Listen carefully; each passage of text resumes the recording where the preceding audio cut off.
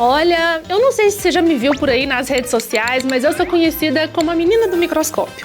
E a aula de hoje é a minha aula mais favorita de todas, porque nela nós vamos ver várias coisas aqui no microscópio. Duvida? Então se liga!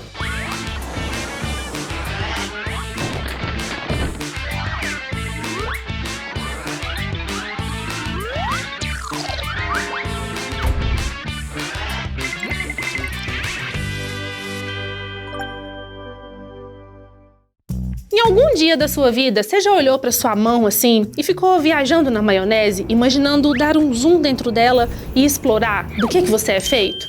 Ou então olhou para alguma plantinha no jardim e se perguntou do que ela é feita? Você sabia que os seres vivos seguem um mesmo padrão? Sabia? Na aula de hoje falaremos sobre os níveis de organização dentro da biologia. E é muito mais fácil e divertido do que parece. Se pegássemos nossa mão agora e ampliássemos ela 100, 200, 400 vezes, é isso que veríamos. E você aí do outro lado já deve saber que cada compartimento desse que estamos vendo é uma célula, certo? Então, se eu te perguntasse do que nós, seres humanos, somos constituídos, o que você me responderia? De células. Mas uai, e os nossos órgãos? Não somos a união de vários órgãos também? Coração, cérebro, pele, olhos. É aqui que entram os níveis de organização dos seres vivos. Tem uma logística para a gente seguir. E essa logística segue literalmente uma escala de tamanho, da menor para a maior estrutura. Geralmente usamos 8 níveis para representar essa organização biológica. Átomo, molécula, organela, célula, tecido, órgão, sistema e organismo. Apesar de muito pequenas, as células não são as menores partes dos seres vivos, porque até as células são constituídas de organelas, que por sua vez são constituídas de moléculas, e moléculas estas que são constituídas de átomos. Começando com os átomos. Os átomos, gente, são a menor parte constituinte da matéria.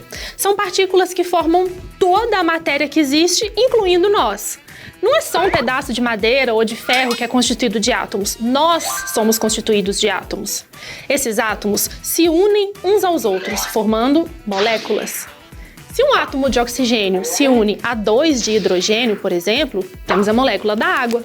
E são combinações infinitas, formando infinitas moléculas. Quando as moléculas se organizam em determinados padrões, temos a formação de organelas. Organela é uma palavra que lembra órgão, né? É porque assim como nós temos órgãos, é como se as células tivessem órgãos também. A célula tem um órgão responsável por produzir energia, a mitocôndria. A mitocôndria, portanto, é uma organela. Olha aqui a representação de uma célula. Quantas organelas dentro dela? Ribossomos, centríolos, lisossomos.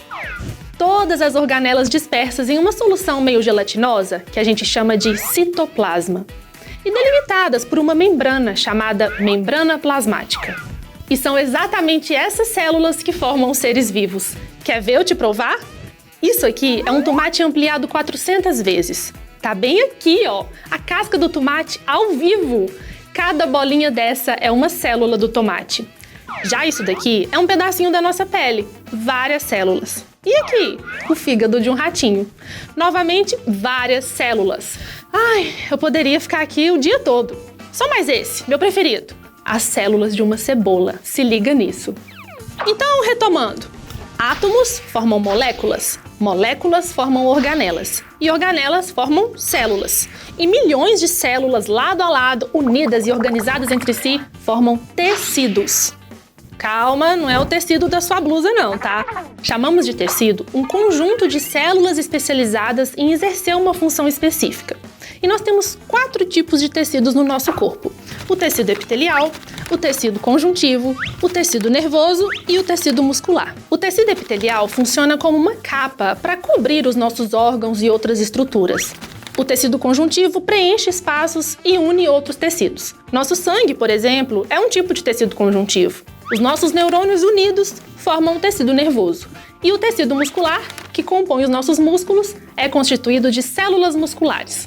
Seguindo a mesma linha de raciocínio, a união de 2 ou mais tipos de tecidos constitui os órgãos.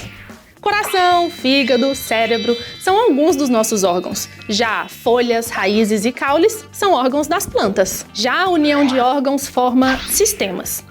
Por exemplo, os sistemas digestório, respiratório, nervoso, cardiovascular ou circulatório, excretor e por aí vai. E, finalmente, o conjunto de vários sistemas forma organismos, como nós, as plantas, os animais. Um organismo é a forma individual de um ser vivo. Porque se eu junto vários organismos, como eu, você, nossa família e amigos, teremos uma população. Mas esse é assunto para outro vídeo. Hoje aprendemos sobre os níveis de organização dos seres vivos que usamos dentro da biologia. Átomo, molécula, organela, célula, tecido, órgão, sistema, organismo. Comprovamos com o uso do microscópio que os seres vivos são constituídos de células, que por sua vez são constituídas de organelas, moléculas e átomos. Mas antes de eu ir embora, eu vou deixar uma pergunta. Todo ser vivo seguirá esse padrão rigorosamente? Não. É como se alguns parassem no meio do caminho, tá? Porque nem toda planta tem órgãos. As briófitas, por exemplo, têm apenas tecidos. E temos também os micro-organismos, né? Que são seres vivos constituídos muitas vezes de uma célula apenas. Portanto, não terão tecidos, nem sistemas e nem órgãos. Eu espero que a aula de hoje tenha feito você olhar com outros olhos para o mundo ao seu redor. Até a próxima!